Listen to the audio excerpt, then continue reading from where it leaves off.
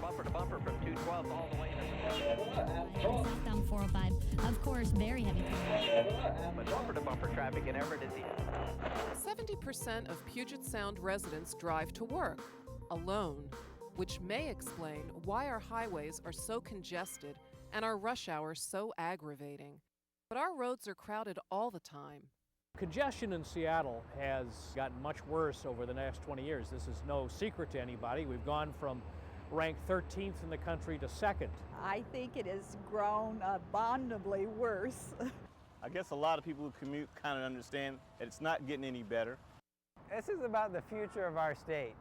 It's partly about traffic, and you got 40% of the commuters coming into downtown Seattle in rush hour riding the bus. You take away that public transportation and traffic is going to be a nightmare. If you get too much congestion, it can start to hamper a region's ability to grow. We're going to probably by 2030 bring another 1.5 million people into this region. About 700,000 of those people will be moving into the greater Seattle area. So what we need to do is try to minimize the amount of transportation, maximize the choices we have on highways and other alternatives, because everything we save now is going to get picked up by growth. Think about this. The average commuter wastes 59 hours a year waiting in traffic. As a result, citizens are willing to support transportation solutions like Sound Transit and the monorail. But in November 1999, the voters sent a conflicting message. They passed Initiative 695, which decreased the motor vehicle excise tax, but also decimated a major source of funding for public transportation. I-695 has and will create much more congestion. Initiative 695 reduced transit funding statewide, funding for public transit between 30 to 60%, because the motor vehicle excise tax was a major source of funding for public transit. For a state that has no income tax, for us to go up in arms about a motor vehicle excise tax is just, I just thought it was the height of selfishness at the expense of a larger good. I thought I-695 was rewarding people who take advantage of the system and use their car whenever they can, and punished people who are trying to work with the system and use Metro, use other ways of getting around. They use that, I think, 695 as a ploy. I hear that there's a reserve of funds in the budget, and yet we throw none of the money in this direction, or I haven't seen it being thrown in for the public transportation issues. While it saved people motor vehicle excise taxes, it cost, I believe, our state a whole lot in great transportation projects that we'll never see. Some citizens mistakenly believed that government had a reserve fund to help replace the loss of revenue from I-695. The reality is the economy was booming when 695 passed, and that generated additional tax revenues, which lessened the impact. The City of Seattle has been searching for creative transportation solutions. Mayor Schell and the City Council are supporting innovative car share programs like FlexCar. Among other ideas being tested are regulating stoplights to allow for a smoother flow of traffic and encouraging the use of taxis as a second car. One of the basic problems we have is a lack of transportation choices. For too many people in this city and in this region, a car is the only thing, it's the only viable option for the trips that they have to make. There really is no one answer. There's a whole series of different kinds of strategies we need to be thinking about. We need to offer different alternatives to different people who have different needs. I think that the city could do more, for bikers. I think that the conditions of the roads, in some places I avoid them because they're so bad. What government can do to help reduce congestion and the traffic problems is to make other choices available to people. For the most part, our society is pretty well structured to look at driving. It's more just about thinking about it and reducing what trips you can. I think the mayor is going exactly in the right direction. One of his priorities in the last several years has been to offer Seattle residents a better set of transportation choices, and the Seattle Transit Initiative is a great way to look at opening up some new transit options in the city, and he's been very committed to bicycling and walking as well. It's a lot cheaper to look at reducing demand than it is to build a new road. We've seen that with commute trip reduction. That program statewide takes about 18,500 cars off the road for less than the cost of one highway mile. I think when you start looking at the options, we certainly don't have a lot of room to build another freeway unless we double deck I-5. I think if you look at the capacity of the light rail, it will take almost the same amount of traffic that I-5 does. So I think that is a good option. I think that as we look at how we get back and forth east and west, we're going to have to come up with some new answers. While it's clearly the responsibility of government to help increase our transportation options, our individual behavior also plays a role in the problem and the solution. I think the big thing individuals can do to reduce congestion and pollution is to make your transportation choices conscious. I would find myself getting angry at the driver in front of me. I would be very impatient waiting in traffic, and my boyfriend had commented to me that, I probably needed to, find some other way to, to commute. I commute on a daily basis using the Metro bus system, which in the morning hours works great. I've got a 2.5-mile commuting trip daily. It simply doesn't make sense to drive that in a car from Capitol Hill to downtown. For me, it makes more sense to ride the bus, to walk, to ride my bike, depending on how lazy I'm feeling that day and how good the bus runs. I'd recommend anybody, if they don't like driving, get on the bus. It's the way to go. Well, I bike because I love to start my day off early in the morning with some exercise. And for me, bicycling is the best way to do that, particularly bicycling to work. I think for the voters or for people to warm up to using public transportation would probably be a great benefit to the city of Seattle. Our driving habits contribute to more than traffic congestion. Over the past 8 years, Mount Rainier has become a third less visible. We need to move ahead or we'll stop dead. It's up to you.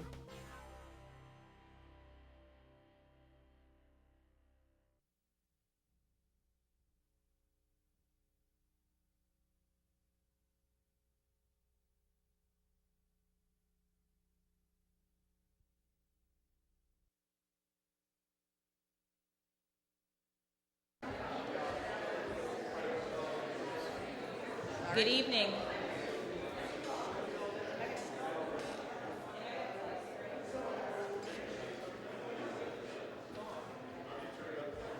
Good evening.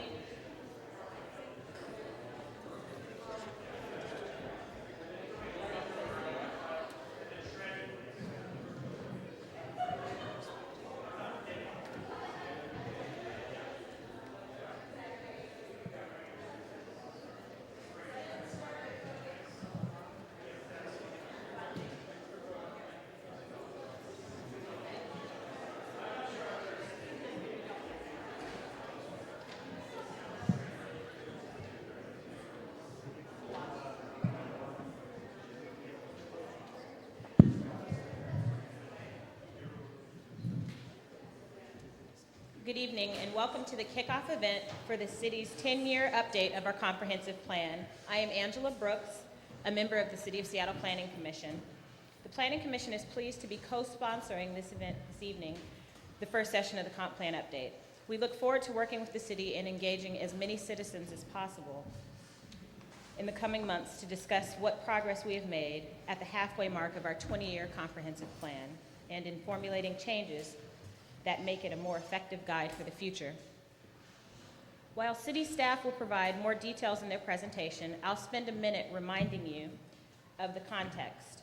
The state's Growth Management Act required Seattle and other urban areas to develop comprehensive plans in the early 90s. Seattle adopted its comprehensive plan in 1994, built around an urban village strategy. This was immediately followed with an extensive neighborhood planning process in urban villages and centers, resulting in 38 neighborhood plans that further articulate the guide implementation of the comp plan's broad goals and policies. I want to note briefly the Planning Commission's role in the comprehensive plan.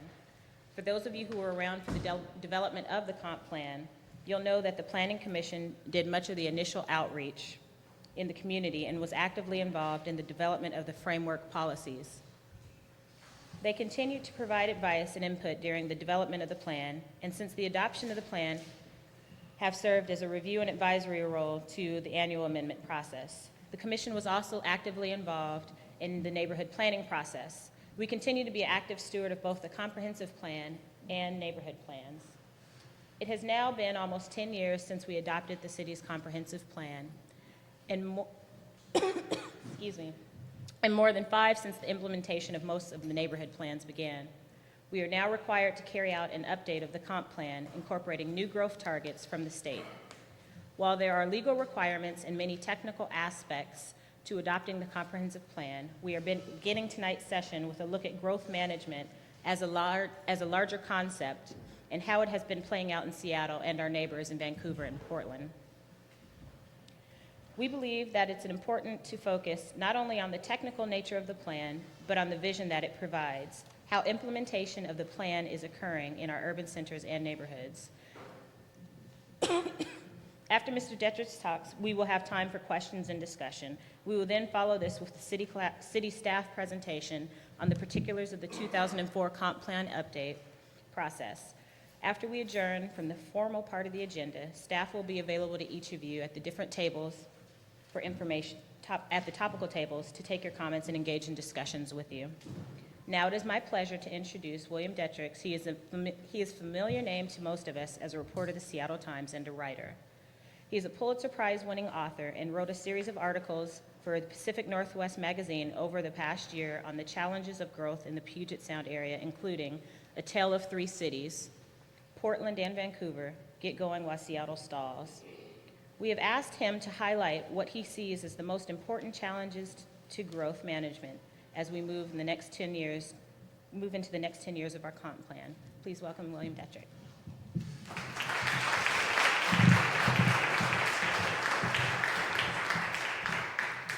Thank you very much. Can you hear me okay? Good. And I hope you can see the screen okay, because I'm going to try to let pictures do most of the talking for me tonight. I'm honored to be here. I'm a reporter for the Seattle Times Sunday magazine. I did a series of stories starting late last year and extending into early this year on issues of growth and planning, and was invited to sort of kick off this effort. And I'm going to try to do so in the very most general way possible. As you go into thinking about comprehensive planning, regulation, vision, and so on, I want you to think in the most imaginative terms about what Seattle is, what it was, and what it could be. And so that's really the purpose of the talk tonight. One of the interesting things planners told me when I started my stories was that the city on average rebuilds about 1.5% of its structures a year, which, if you multiply that out, means that we sort of rebuild Seattle in each human lifetime. And so it's not a static place, it's continually changing, and it gives all of us a lot of opportunities to essentially influence the future while saving the past. So the question, I think, is, in the broadest terms, is what does the entire concept of a city mean? Why do we as a species like to gather together in crowded places? What benefits do we get out of that? What costs do we pay? And how can we make it the most pleasant and livable experience possible? Cities themselves have often engendered mixed emotions in Americans. People came here in part to get away from the ills of urbanized Europe in the beginning. And these two quotes, I think, sort of sum up the typical pro and con city views that we encounter. The first one from an Italian Renaissance architect: cities enable their inhabitants to enjoy a peaceful life as free from inconvenience and harm as possible. And the second one from Tom Jefferson, a gentleman farmer, a person who believed in the yeoman farmer, that the true American character and the true human nobility came out of the pursuit of agriculture, and who said that the mobs of great cities add as much to the support of pure government as sores add to the strength of the human body.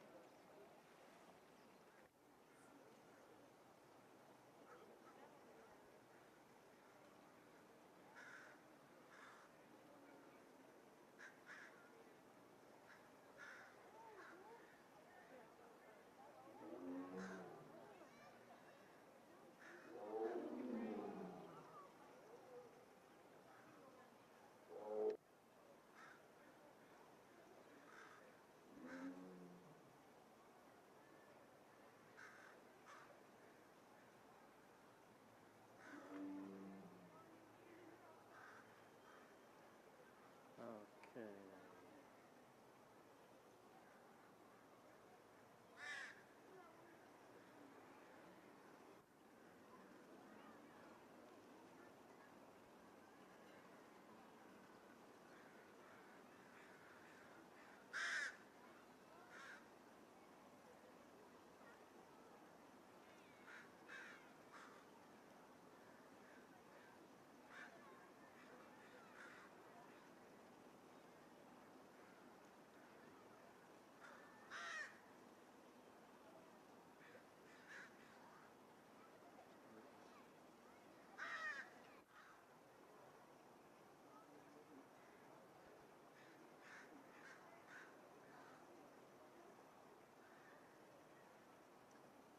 Gonna pick up some formification here.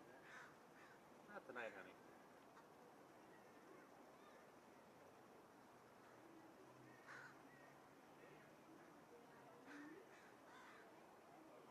It's getting longer.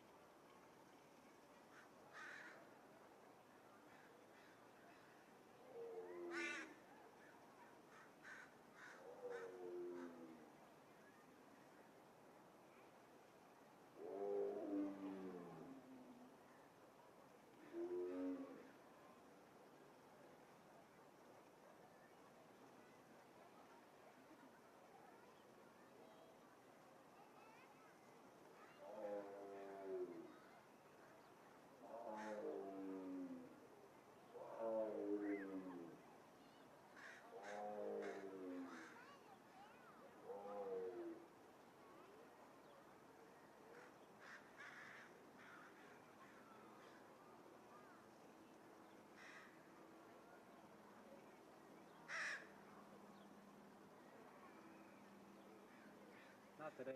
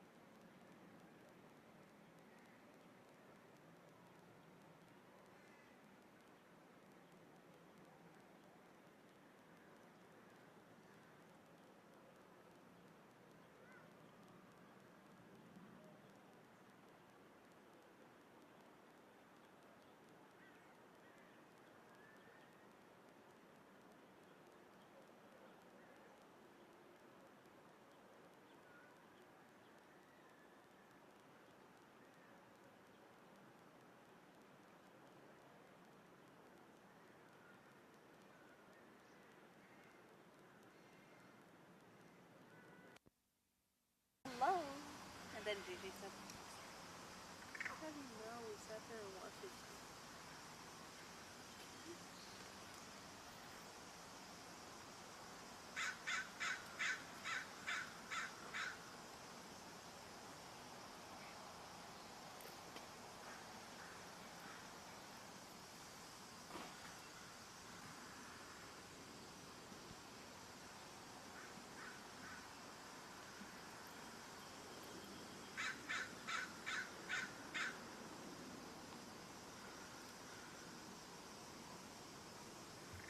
Ralph to do something? okay, Win. Well, I don't want to run at him or anything, but he tends to display it. People just go turn the wrong way. Display the wrong way. Maybe he'll start walking. Hey, Ralph. Are you pretty cool people? How's that? Sorry, he put his feathers back there. Here we come. Okay, right now, guys. Your shadow's in. I know, but if I can get him to. You want us. You want to display for us. Yes, you do. I've seen you display for everything. It's not Crawford. Did you not get the memo? Oh, yeah. Yeah, that's right. Come on. There's a garbage can. This is Ness.